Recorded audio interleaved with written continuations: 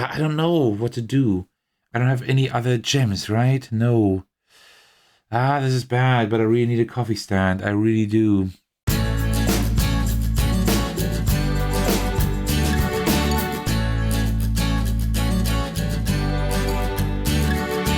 Hey everyone, this is Dustin. Today I'm bringing you Minecarts and Mochas, a game by Dustin Porta. So Dustin has contacted me and asked me if I wanted to cover that. And I said, yes, of course, because two reasons. First of all, those of you who have been following my channel for a while may know that I already published like the first two iterations of this little series, Paperback Dungeon and Paperback Dungeon Mind the Mushrooms. And there's now the third part in the series. By the way, you can combine them all into like one big game or just have several cards of one, several of another game. That all works very well. Also, you can get this game on the Game Crafter and also on Wooden Tree Games in case you're based in Germany. But also there's a crowd sale going on right now. That means you can even save on the game when you get it from the Game Crafter, right? So that's why I thought it'd be perfect to publish my video now. All right, before we get started, as usual, grab yourself a cup of tea and let's do this. All right, there we go. Without much further ado, let's just get into the game. There isn't too much to explain. I will just show you setup and give you a rough overview over the game, and then I will just play through it. And this is like a very, very quick and easy solo card game. So for the setup, what you do is you just take all of this stack of cards, you shuffle the cards, and since they have like two sides, what you do, you can just turn a few over like that, right?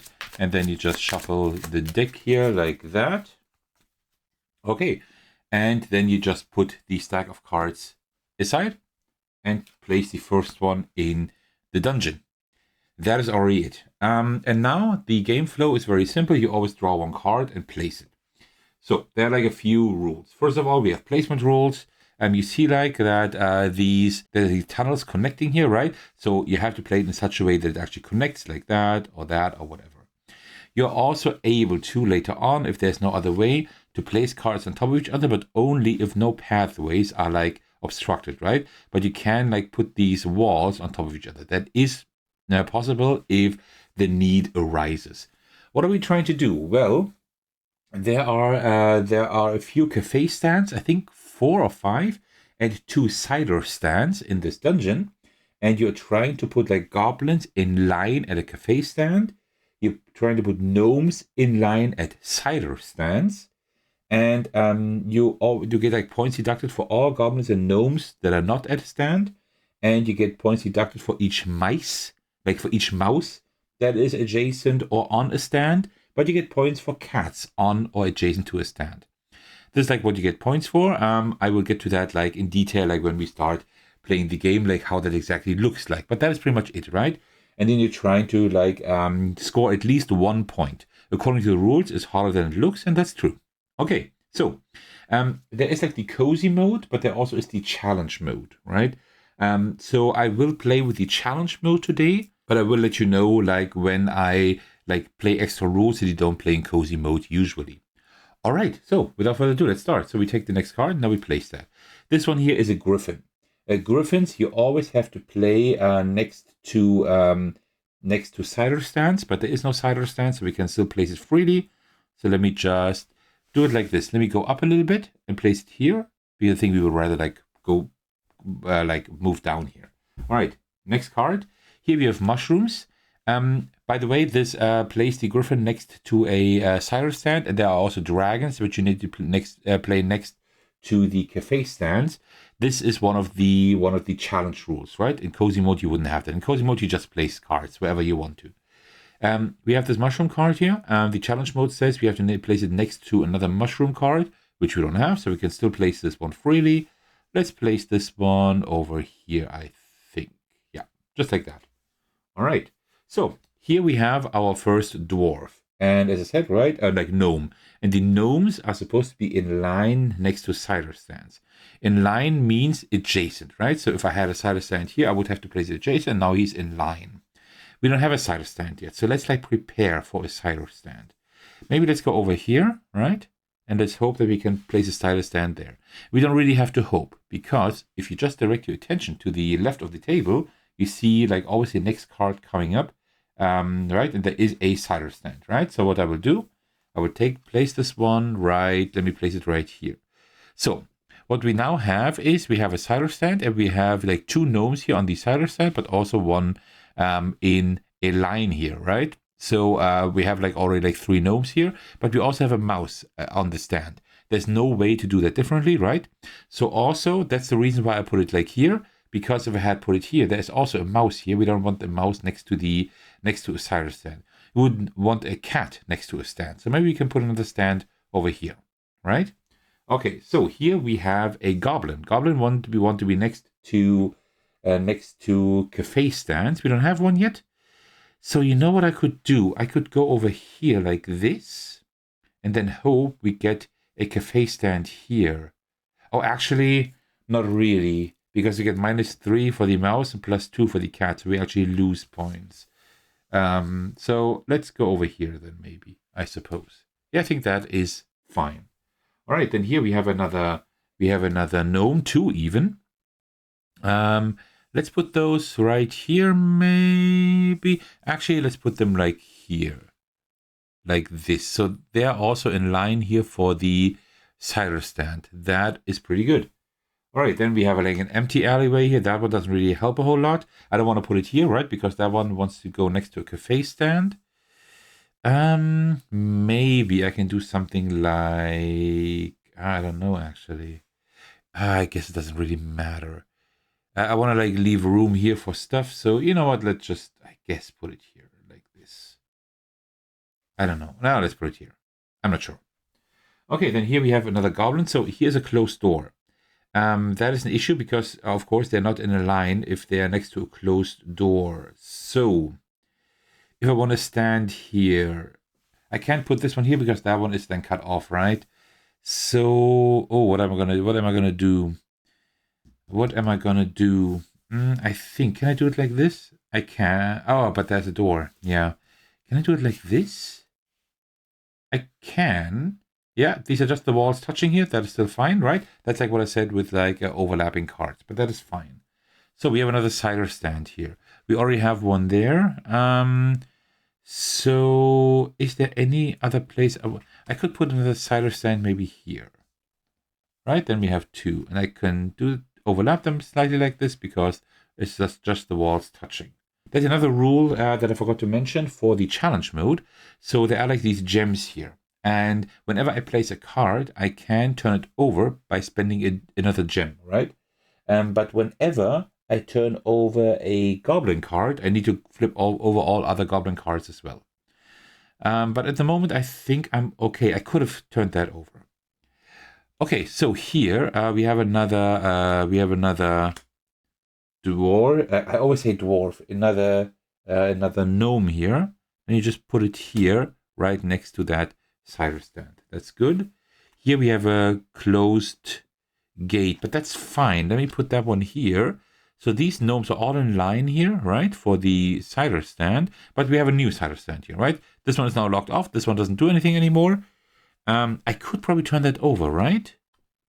Yeah, but then we would not have. Then we would have no gnome there. So I'm not going to do that. Okay. Yeah, we're almost done. So the game is over, right? As soon as we have all of that done. Okay. Yeah. Okay. This is easy. This is a gnome. We will just put him here, so he's in line for that stand.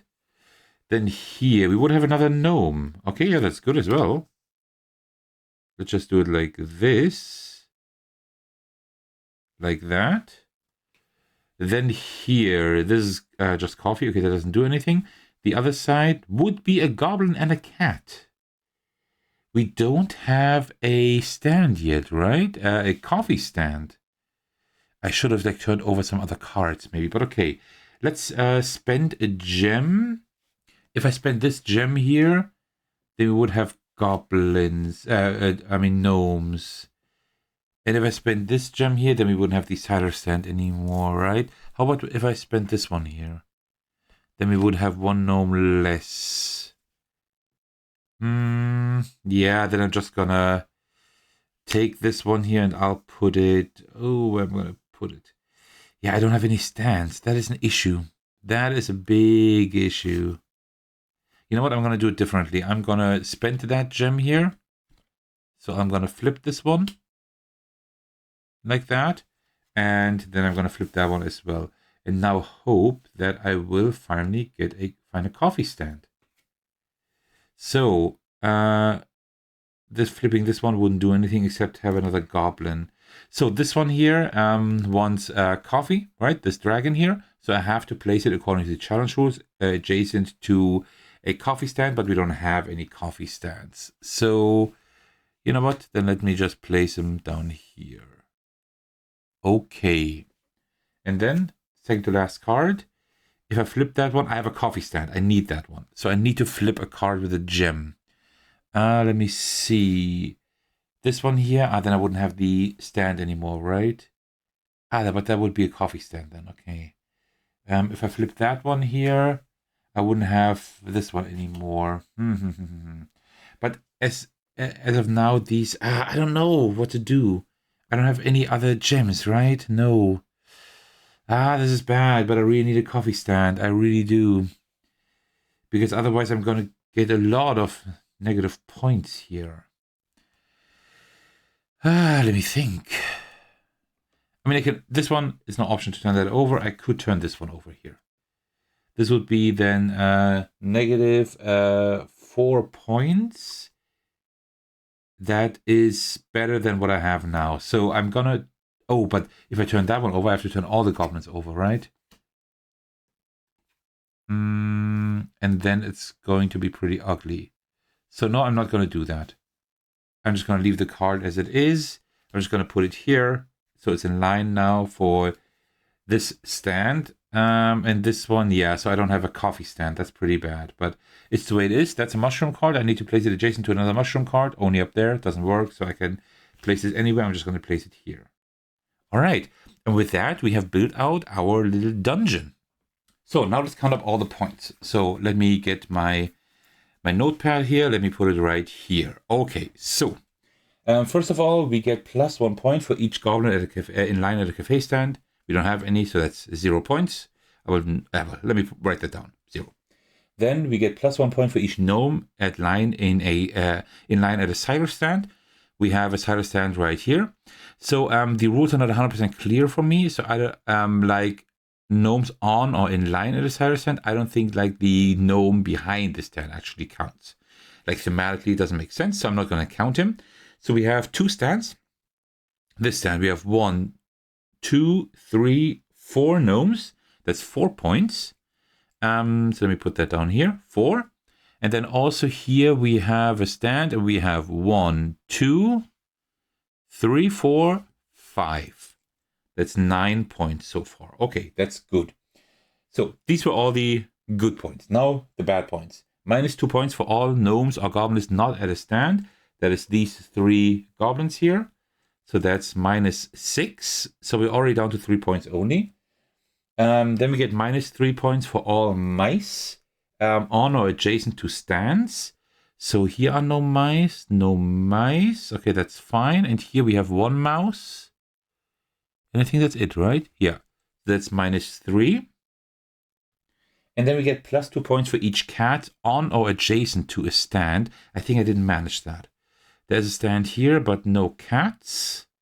There's a stand here, but also no cats. 0. Okay, right? Yeah, that means now if we count all of that up, well, we're exactly at 0 points. So I would have needed 1 point to like win the game. Where did I go wrong? Well, I went wrong with like putting like all the goblins here, never turning off over cards at the beginning of the game. That was the issue. Then is there a cat I missed? Come on, just 1 cat.